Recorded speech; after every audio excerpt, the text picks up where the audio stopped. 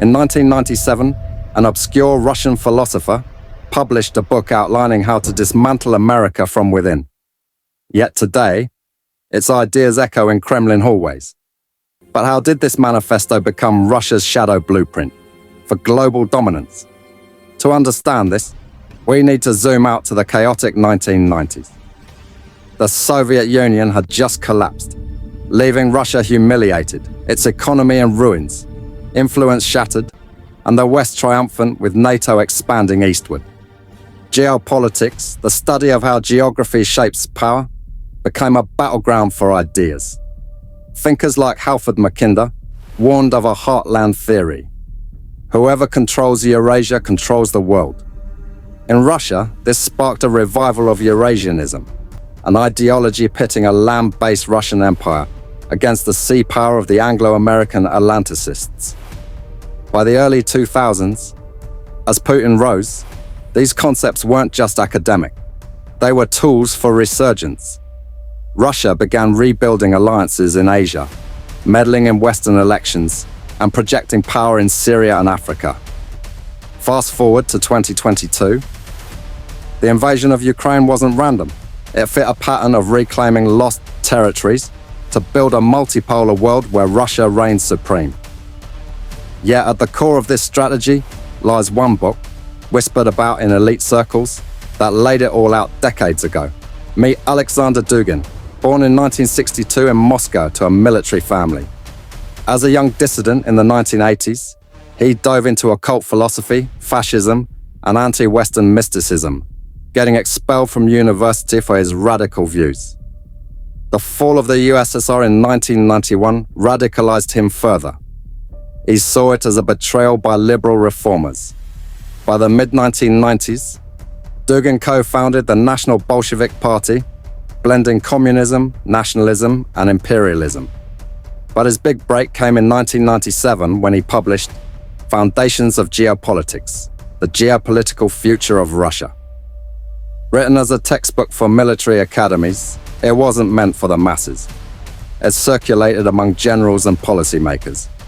Alexander Dugin drew from thinkers like Carl Schmitt and Halford Mackinder, arguing Russia must reject Western democracy and embrace its teleurocratic destiny as a land empire. The first domino, advocating for a Eurasian Union to counter NATO. He proposed absorbing Ukraine, Belarus, and Kazakhstan into a superstate, while sowing chaos in the West. At the time it seemed fringe, Russia was weak, borrowing from the IMF, but Dugin networked relentlessly, advising figures in the Duma and military. By 1999, as Putin ascended, the book's ideas gained traction. Putin distributed copies to officers, and Dugin's lectures filled auditoriums at the General Staff Academy. This wasn't just theory, it was a roadmap, starting with subtle influence operations that would escalate globally. Alexander Dugin scaled it up, from a single nation to a continental empire. Dugin's vision wasn't limited to Russia's borders. He called for a Eurasian axis, with Germany and Iran as pillars. Start small. Reintegrate post-Soviet states like Georgia and Ukraine, through economic unions like the Eurasian Economic Union, founded in 2015.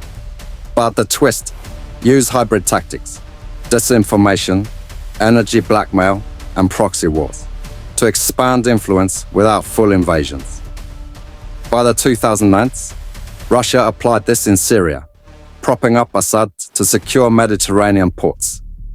Then pivoted to Africa, offering mercenaries in exchange for minerals in countries like Mali and Sudan. The scale exploded. From meddling in US elections via hacks and trolls in 2016 to forging ties with China for a no-limits partnership in 2022. What began as a book for cadets became a playbook for reshaping global alliances, turning isolated Russia into a hub connecting Europe, Asia, and the Middle East, multiplying its reach 100-fold. Alexander Dugin's motive wasn't just survival, it was ideological revenge. Dugin's ego-driven worldview framed the West as a decadent, rootless foe that must be humiliated. Money played a role too. Control energy pipelines to Europe like Nord Stream to fund the machine while starving rivals. But the core? A messianic complex. Russia as the third Rome, savior of traditional values against liberal globalization. This ego fueled alliances with anti-Western leaders, supporting Brexit to fracture the EU, backing far-right parties in France and Italy with loans and propaganda. In the US, amplified divisions on race and politics via social media farms, as seen in the Mueller report. The twist is not about conquest for land, but for minds, eroding trust in democracy to make autocracy appealing. Putin's speeches echo Dugin. Multipolarity as code for Russian primacy, driven by a blend of imperial nostalgia and personal ambition.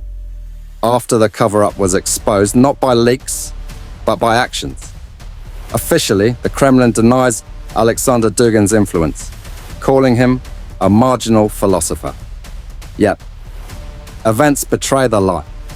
The 2008 Georgia War mirrored his call to Finishize the Black Sea region. The 2014 Crimea annexation followed his Ukraine playbook verbatim.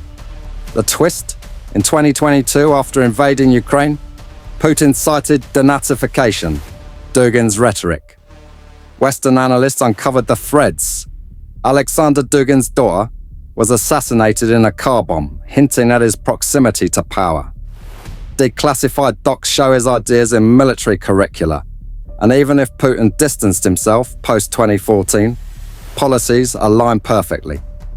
The secret plan isn't hidden, it's implemented in plain sight, with denials as the ultimate smokescreen.